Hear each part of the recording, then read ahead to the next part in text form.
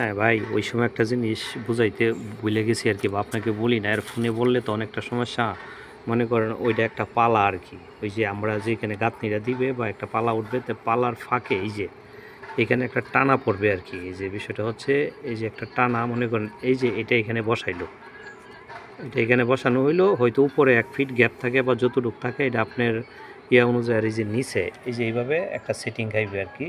এখানে হয়তো ওরা সেদ্ধি করে, ওই যে ওই জায়গায় কি সেদ্ধি করে নাট দিবে, নাকি ওইখানে সেদ্ধি করে নাট দিবে, এই জিনিসটা আপনি ড্রয়িংয়ের মধ্যে উল্লেখ করে দিন, নাহলে তো ওরা বোঝানো যাবে না। বা কয়টা ফালা গ্যাপ দিয়ে দেয়া একটা দিতে হবে, এই জিনিসটা একটু বলে দিন আর কি। এই যে এই সাইডে একটা, ওকে এটা শেষ, আবার প্লাস অপোজিট এই যে এই পাশে আর কি, আপনি তো বুঝছেনই। এই যে এই পাশে আর ওই পাশে আর কি, যে এই পাশে দিলেন আর একটা, আর ওই পাশে দুই সাইডে আর কি। তাইলে মনে করেন যে টানা পড়লে আর বেঁকবে না, ইয়ে হবে না আর কি। ওই জিনিসটা একটু খেয়াল রেখে আপনি ড্রয়িংয়ের মধ্যে এটা উল্লেখ করে দেন।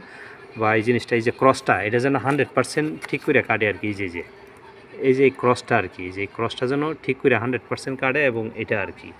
নয়তো এনে সেটিং হবে না। বসানোর সময় যদি এরকম ফাঁক থাকে তাহলে তো আর হবে না। ওরা যে সময় ডাইসটা বানা, তখন এইভাবে সেটিং করে সুন্দর করে যেন বানা।